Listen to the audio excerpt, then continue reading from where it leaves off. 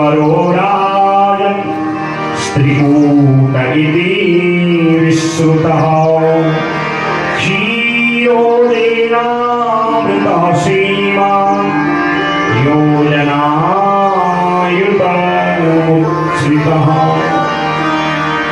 एक त्रिकूट नाम का पर्वत है और इतना सुंदर वन है जहां रसीले फल पैदा करने वाले वृक्ष हैं और उस जंगल में मंगल ही रहता है। तो उस जंगल का राजा है गजेंद्र। इसकी हजारों रानियां हैं, हजारों पुत्र हैं, मंत्री, बड़ा साम्राज्य, बड़ा बलशाली है। और नीचे तलहटी में एक सरोवर है, उस सरोवर का राजा है ग्राह, एक मगरमच्छ। एक दिन यह जो गजेंद्र है अपनी प्यास बुझाने और जल क्रीड़ा करने के लिए सरोवर में आया, क्योंकि गज को, हाथी को दो क्रीड़ाएं बहुत प्रिय हैं, काम क्रीड़ा और जल क्रीड़ा। सरोवर में परिवार सहित आया, स्नान किया, अच्छी बात। जैसे नीचे नदी में स्नान करिए पर उसको प्रदूषित मत करिए। कि हम आप सबकी जिम्मेदारी है, पर्यावरण को प्रदूषित करना भी पाप है। कितनी भक्ति करो और नदी नाले सरोवर को गंदे कर दो, ये भक्ति नहीं है, ये पाप है। इसने स्नान किया, बढ़िया बात। अब ये इस जल को प्रदूषित करने लगा तो आया ग्राह को क्रोध, इसका पांव पकड़ लिया। अब इसने क्या समझा, एक छोटा सा जीव मेरा क्या बिगाड़ेगा। पांव निकालने लगा, जितना पांव निकालता उतना ग्राह के मुंह में जाता, चिंगाड़ने लगा।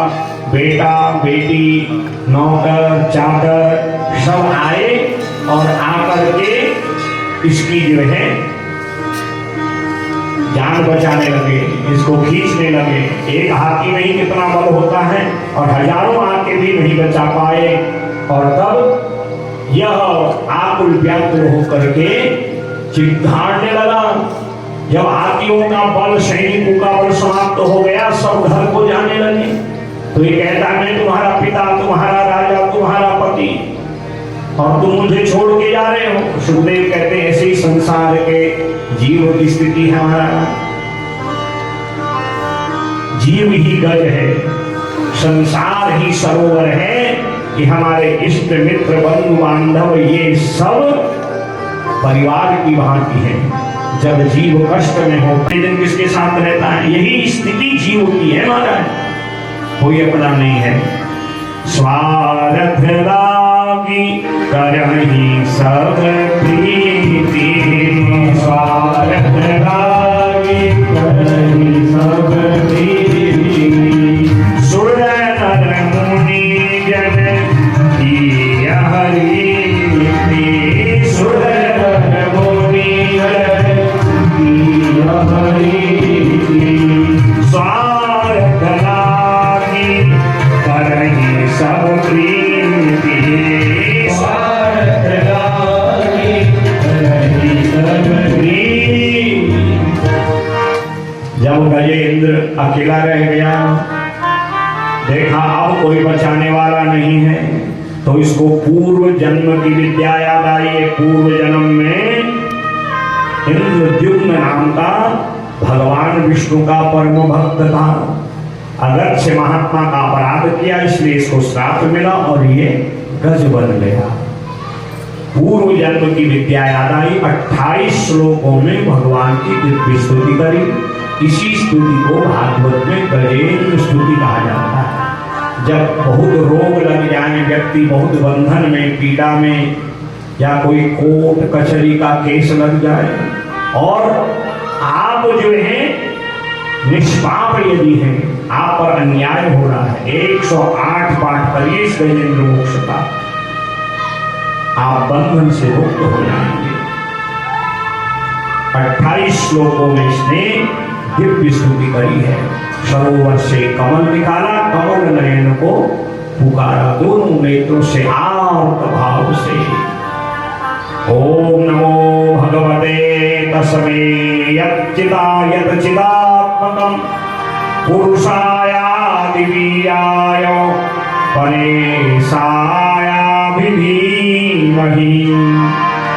तस्मै नमः परेशाय ब्रह्मणेऽनन्तशक्तये अरूपायोरुपाय नमः आश्रयकर्मणे नमो नमस्ते अखिलकारणाय निष्कारणाय भूतकारणाय सर्वागमनाय महार्णवाय नमो पवर्गाय परायणाय जासु नाम सुमिरत एक बारा जासु नाम सुमिरत एक बारा उतरहि कर भवन सिंधु अपारा उतरहि कर भवन सिंधु अपारा जासु नाम सुमिरत एक बारा जासु नाम सुमिरत एक बारा। इसने भगवान की दिव्य स्तुति करी, इसने कहीं भगवान का नाम नहीं लिया। सारे देवता तैयार हैं, ये अब नाम लेगा, मैं जाऊंगा बचाने, मैं जाऊंगा। और अंतिम में इसको जब अपनी पूर्व जन्म की विद्या याद आई, क्षिप्त शामुलकरम गिरवाह कृच्छा नारायणाखिल गुरो भगवन् नमस्ते नारायणाखिल गुरो भगवन् नमस्ते। तब इसके अंतिम में 32वें श्लोक में भगवान नारायण का नाम लिया और भगवान अपने दुपट्टा छोड़े, खड़ाऊ छोड़े, लक्ष्मी छोड़े, गरुड़ को भी छोड़ दिए, सुदर्शन चक्र लेके आए।